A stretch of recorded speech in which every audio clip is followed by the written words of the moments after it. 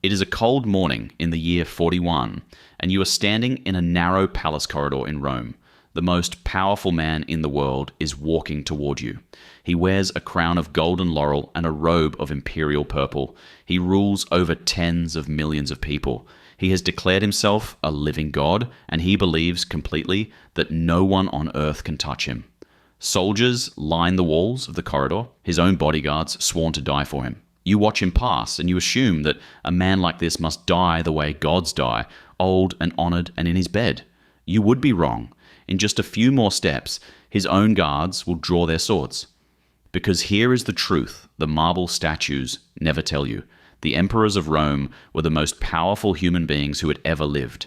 They ruled the entire known world, and almost none of them died in peace. They were stabbed by their own guards, poisoned by their own wives, strangled in the bath, knifed on the road, thrown into the sewer. Out of Rome's first 24 emperors, only a handful died of natural causes. So how did the masters of the world actually die? Let's go down the list. Start with the man in that corridor. Caligula. He had ruled for less than 4 years, and in that short time, he had made himself a god, executed anyone who bored him, and the stories say, planned to make his favorite horse a senator. His own city lived in terror of him. So, a group of his Praetorian Guard, the elite soldiers paid to protect the emperor with their lives, quietly decided to protect Rome from the emperor instead.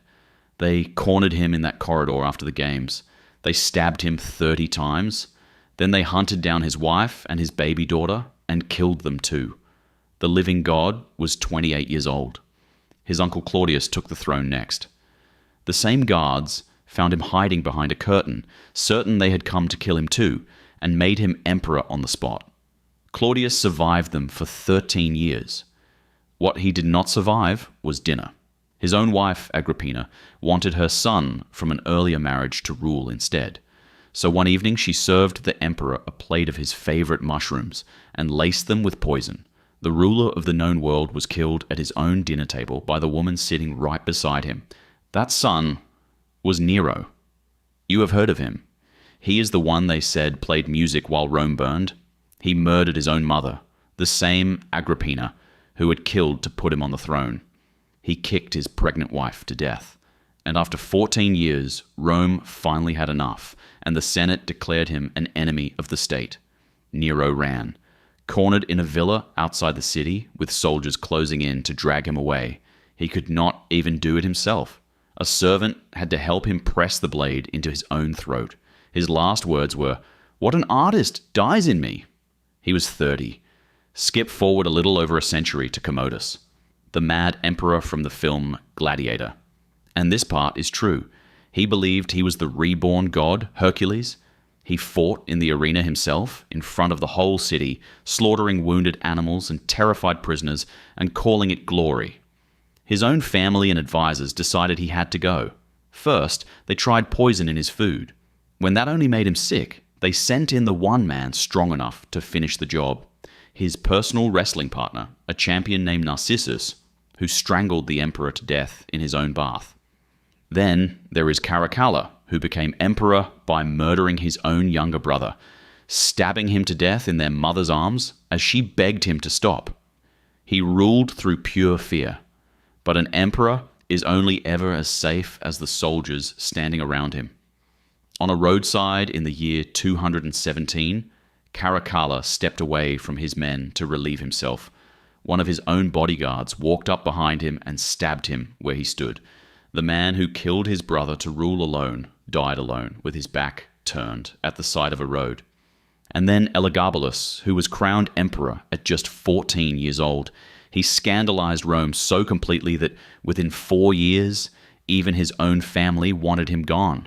When he was 18, the Praetorian Guard came for him. They found him hiding, terrified, and they killed him, along with his mother. Then they cut off their heads and dragged their bodies through the streets. They tried to shove the emperor's corpse down a sewer. When it would not fit, they threw the ruler of Rome into the river Tiber like a piece of garbage.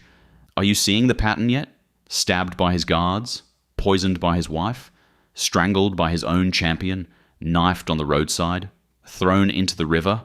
The most powerful men who ever lived were almost never beaten by a foreign army or a rival on a battlefield. They were killed quietly at home by the people standing closest to them, the wives, the servants, the bodyguards. It turned out the crown was the most dangerous thing a man could wear. But not every emperor died this way.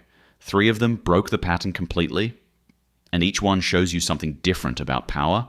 The first is Augustus, the very first emperor, the man who built the whole system from nothing. He managed the one thing almost none of the others could. He died old.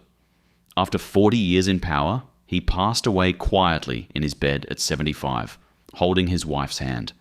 They say his last words were not a scream or a curse, but a calm little joke, as if his entire life had been a stage play. "Have I played my part well?" he asked. "Then applaud as I leave." An empire wept for him. He got the death that all the others only dreamed of.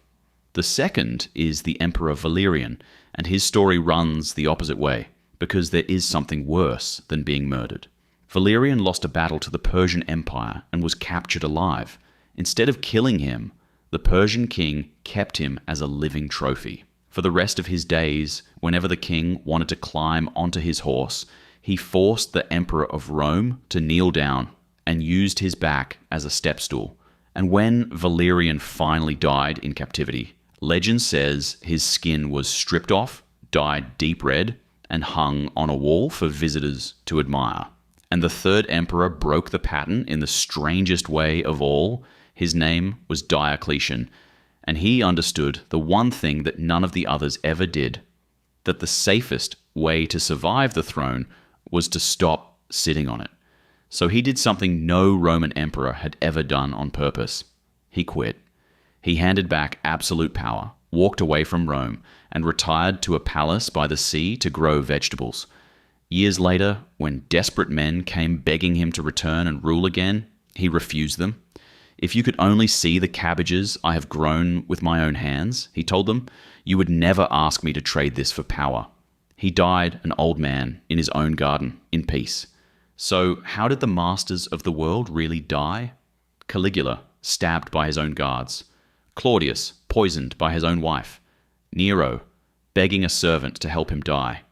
Commodus, strangled in his bath. Caracalla, knifed at the roadside. Elagabalus, thrown into the river. And the few who slipped free. Augustus, who died in bed. And Diocletian, who simply set the crown down and walked into a garden. Back in that palace corridor, watching the living God stroll past you, you assumed all that power had to buy him a gentle end. It bought him 30 knife wounds instead. The Romans built the greatest empire the world had ever seen, and it turned out that the most dangerous seat in all of it was the one at the very top. The men who wore the crown were never truly safe, and the one who understood that best is the one who took it off and went to tend his cabbages. The legend was always bigger than the man. It usually is. If the real Rome surprised you, stick around. History is almost never the story the statues sold you.